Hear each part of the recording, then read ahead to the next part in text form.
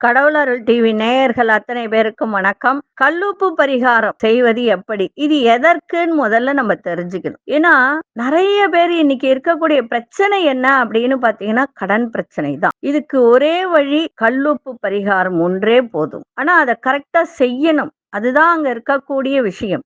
ஒரு நாள் செஞ்சுட்டு, செய்யாம விட்டுட்டீங்கன்னா, அது சரி வராது. ஏன் அப்படின்னு சொன்னா, இது இன்றைய காலத்துல இல்ல. காலம் தொன்று தொட்டே இது வருகின்ற ஒரு விஷயம் தான் இது. இது அந்த காலத்திலே சொல்லி வச்ச பரிகாரங்கள் தான். நிதி பிரச்சனை விடுபட நெறைய விஷயத்துக்கு இந்த பரிகாரங்கள் பயன்படும். குறிப்பா கல்லுப்பை கொண்டு சில விஷயங்களை செய்வது பொருளாதார ரீதியாக உதவக்கூடியது அப்படின்றது தான் நம்பிக்கை. இந்த கடன் பிரச்சனையிலிருந்து விடுபட அன்றாடம் வீட்டில் பயன்படுத்தப்படும் கல்லுப்பு ஒன்றே உங்களுக்கு போதும். இது என்னைக்கு செய்யணும்? திங்கட்கிழமை செய்தால் லக்ஷ்மி தேவி வீட்டில் அருள் கொடுத்து தங்களுக்கு இருக்கக்கூடிய கடன் பிரச்சனைகளை தீர்த்து வைப்பார். எப்படி அப்படின்றத பார்க்கலாம். இந்த கல்லுப்பு பரிகாரம் எப்படி செய்வது?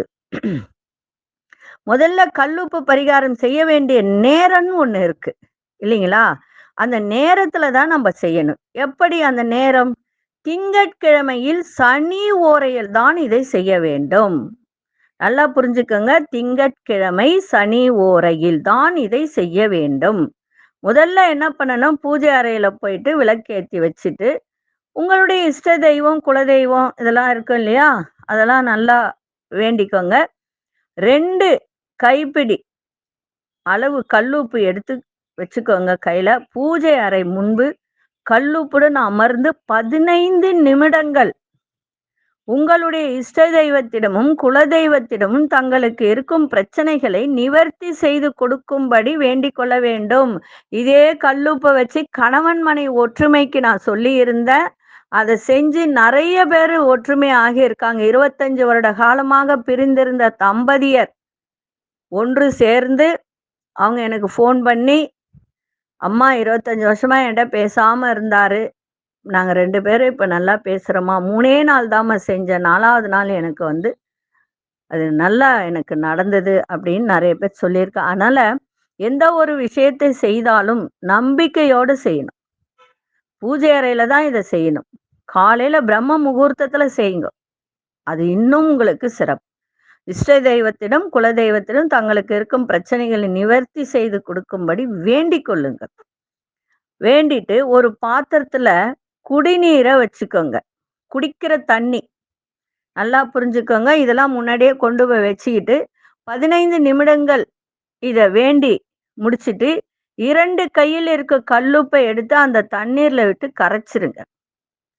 கரைச்ச பிறகு தங்களுக்கு இருக்கும் கடன் தண்ணீரில் கலந்து உப்பு போல மறைந்து விடும். சரிங்களா? அதே போல கல்லுப்பை ஒரு சிறிய காகிதத்துல போட்டு பணப்பையில வைங்க. அதாவது ஒரு பிளாஸ்டிக் இதுல போட்டுடுங்க. ஏன்னா காகிதத்துல மடிச்சு ஒரு பிளாஸ்டிக் கவர்ல போட்டுடுங்க. ஏன்னா அது தண்ணி விடும் இல்லையா? அப்படி போட்டால் பொருளாதார ரீதியாக உங்களுக்கு நல்ல பலன் கிடைக்கும். சிரமங்கள்லாம் விலகும். அதே போல வீடு கழுவும் போது கூட கொஞ்சம் கல்லுப்பு, மஞ்சள் இதெல்லாம் சேர்த்து வீட்டை தொடச்சிங்கன்னா, வீட்டுல எதிர்மறை ஆற்றல் இருந்தால் அதெல்லாம் வெளியில போய் பாசிட்டிவான எனர்ஜிலாம் கிடைக்கும். சரிங்களா? அதே போல இத செய்யுங்க. நிச்சயமாக உங்களுக்கு கடன் சார்ந்த பிரச்சனைகள்லாம் தீரும். நன்றி, வணக்கம். யோக பிருந்தாவின் வாழ்த்துக்கள். கடவுள் அருள் டிவியை பார்த்தமைக்க நன்றிகள். மேலும் இது போன்ற தகவல்களை தெரிந்து கொள்ள கடவுள் அருள் டிவியை சப்ஸ்கிரைப் செய்யுங்கள். மறக்காமல் பெல் ஐக்கானை கிளிக் செய்யுங்கள்.